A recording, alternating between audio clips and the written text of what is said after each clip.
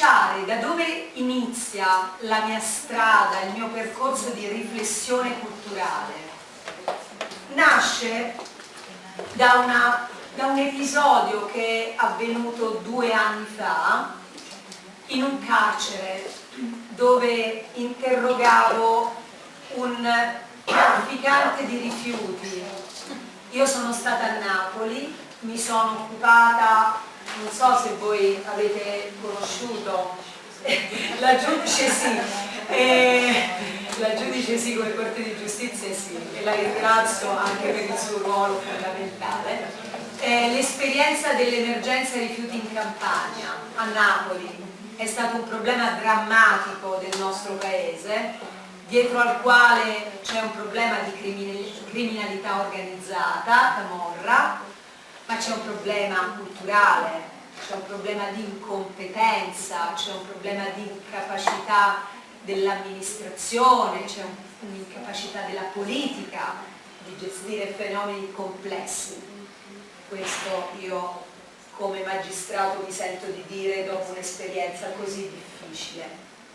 Questa esperienza, tecnicamente molto difficile e anche professionalmente molto difficile, ve lo assicuro, nel corso di un interrogatorio che io feci a uno dei più grossi trafficanti di rifiuti dall'Italia, tra l'altro era l'Olanda, e viceversa, lo interrogai in un carcere.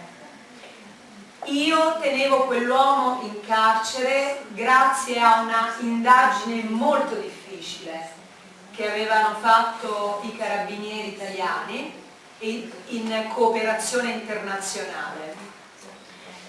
Avevo studiato per mesi per mettere quell'uomo e molti altri uomini, preciso uomini perché poi vi spiego il perché, per tenere quell'uomo in carcere. Era stato molto faticoso professionalmente, era stato molto duro, un lavoro di intercettazioni telefoniche, di ascolto, di prove, di documenti, tante cose. E io avevo completamente la conoscenza di quella situazione, di quella vicenda criminale. Io sapevo, avevo una stanza piena di carte che conoscevo solo io, e queste carte erano il motivo per cui quell'uomo era in carcere, nel carcere di Napoli. Quindi io avevo deciso che lui dovesse stare in carcere.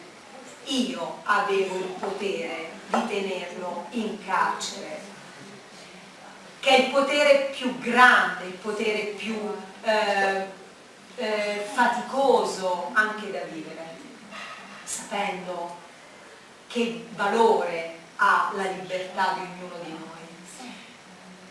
noi. Il cortocircuito avvenne nel momento dell'interrogatorio, in cui il rapporto di potere tra me, che avevo il potere formale, che avevo il potere di tenere quell'uomo chiuso in una cella, e lui, che non aveva nessun potere rispetto a me. E il cortocircuito fu culturale perché l'arroganza, l'atteggiamento, lo sguardo, il modo in cui sono stata guardata, sono stata ascoltata prima che iniziasse l'interrogatorio, il confronto,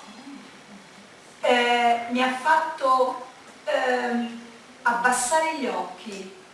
Era come se io fossi messa in crisi perché non ero riconosciuta sotto il profilo istituzionale come giudice da quell'uomo.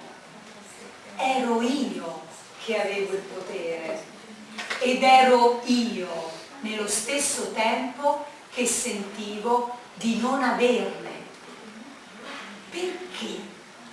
Mi sono chiesta.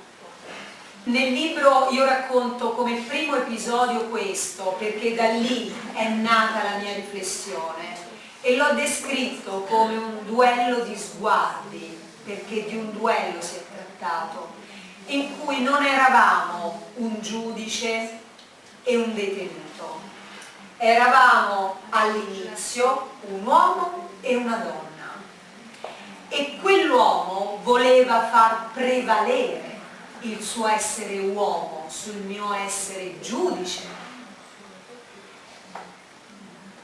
Io non sto parlando di un paese nel quale non c'è stata una riflessione femminista.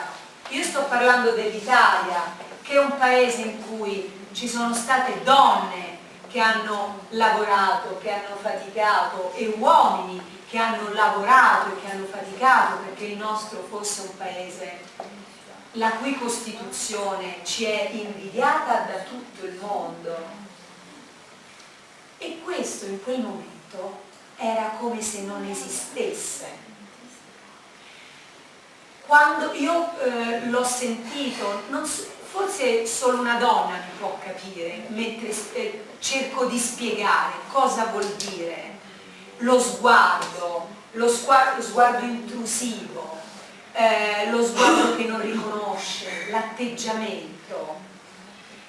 È chiaro che io poi ho fatto il passaggio superiore, per cui ho riportato, grazie alla mia competenza, a quello che io avevo studiato, alle mie carte, il rapporto quale doveva essere.